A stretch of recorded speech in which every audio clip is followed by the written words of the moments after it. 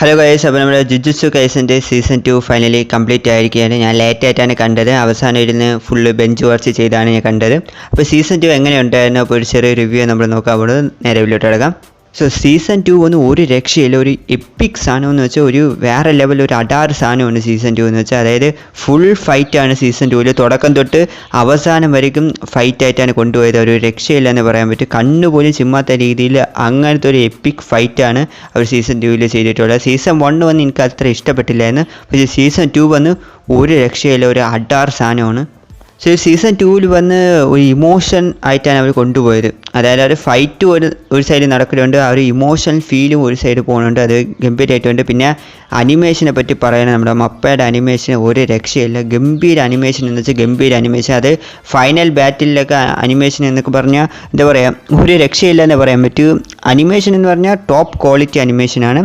അതേപോലെ തന്നെ ഇല്ല ആ ഒരു ആക്ഷൻ സീക്വൻസ് എന്ന് വെച്ചാൽ ഗംഭീര സാധനമാണ്. അതായത് ഇതിൽ അടിയെന്നൊക്കെ പറഞ്ഞാൽ അങ്ങനത്തെ അടിയാണ്. അതായത് വരണവനും പോണവനും അവിടെ നിൽക്കണവനും എല്ലായിടത്തും അടിയെന്ന് വെച്ച് നിരത്തി പിടിച്ച് അടിയാനും. പക്ഷേ ആ ഒരു ഷിപ്പുയ ആ ഒരു സ്ഥലത്താണ് എൻ്റെ ഒരു ഫുൾ ഫൈറ്റ് നടക്കുന്നത്. നമ്മുടെ ഗോജ വന്ന് ഒരിടത്ത് ട്രാപ്പായി കിടക്കുകയാണ്. അപ്പോൾ ഗോജ രക്ഷിക്കാൻ വേണ്ടി ഒരു ഫൈറ്റാണ് നടക്കുന്നത്. അതായത് ഇതുവരെയായിട്ട് നമ്മളെ കണ്ട എല്ലാ ക്യാരക്ടേഴ്സും ഇതിൽ പറഞ്ഞിട്ടുണ്ട്. വില്ലന്മാരും ഹീറോസും എല്ലാവരും വന്ന് ഒരു അടിഞ്ഞാട്ട ഫൈറ്റാണ്. അതായത് ഒരു ഫൈറ്റ് കഴിഞ്ഞ് ഇവന്മാർ ശ്വാസം വിടാൻ നിൽക്കുമ്പോൾ തന്നെ അടുത്തവൻ വരും, അടുത്ത ഫൈറ്റ്, അത് തീരാറാകുമ്പോൾ വേറൊരുത്തം വരും.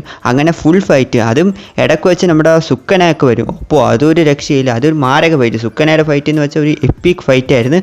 സോ ആ ഒരു എപ്പിസോഡ് വന്നപ്പോൾ ഞാൻ കണ്ണ് ചിമ്മാതെ തന്നെയാണ് കണ്ടത്. അമ്മാതിരി ഫൈറ്റായിരുന്നു സുക്കനയുടെ ഫൈറ്റ്.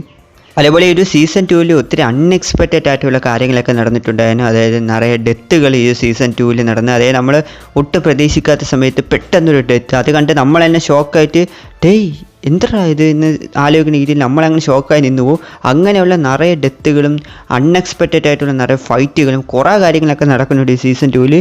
ഒരു രക്ഷയില്ല സീസൺ 2. ഈവൻ ഇതിൽ വന്ന് ഗോജോ ഇല്ല, ഗോജോ വന്ന് ട്രാപ്പായിട്ട് കിടക്കുകയാണ്. സോ ഗോജയെ കാണാൻ വേണ്ടി ഒരു ഹൈപ്പ് ഉണ്ട്. സോ അടുത്തതിൽ ഇനി ഗോജ വരും, അത് ഗോജ സുക്കന ഫൈറ്റൊക്കെ ഉണ്ടാവും, അതൊക്കെ വേറെ ലെവലായിരിക്കും. സോ ഇതിലിപ്പോൾ മെയിൻ ക്യാരക്ടർ യുജി എട്ടഡോറയാണ്, പക്ഷേ നമുക്ക് ഗോജയാണ് ഹീറോ ആയിട്ട് തോന്നുന്നത്. സോ നമുക്ക് വെയിറ്റ് ചെയ്ത് നോക്കാം. ഈവൻ യുജിയുടെ ആ ഒരു ക്യാരക്ടർ ഡെവലപ്മെൻറ്റ് നന്നായിട്ട് പോയിക്കൊണ്ടിരിക്കുകയാണ്. സോ അത് വെയിറ്റ് ചെയ്ത് നോക്കാം. സോ ആൾറൗട്ട് സീസൺ 2 ഒന്നും പറയാനില്ല, ഒരു എപ്പിക് ആയിട്ടുള്ള സാധനമാണ്. ഇനി സീസൺ 3ക്ക് വേണ്ടി വെയിറ്റിംഗ് ആണ്. അപ്പോൾ സീസൺ 2 പറ്റിയുള്ള നിങ്ങളുടെ അഭിപ്രായങ്ങൾ എന്തായാലും കമൻറ്റിൽ വന്ന് പറഞ്ഞേക്കുക. അപ്പോൾ അടുത്തൊരു വീഡിയോയിൽ കാണാം. Take you guys.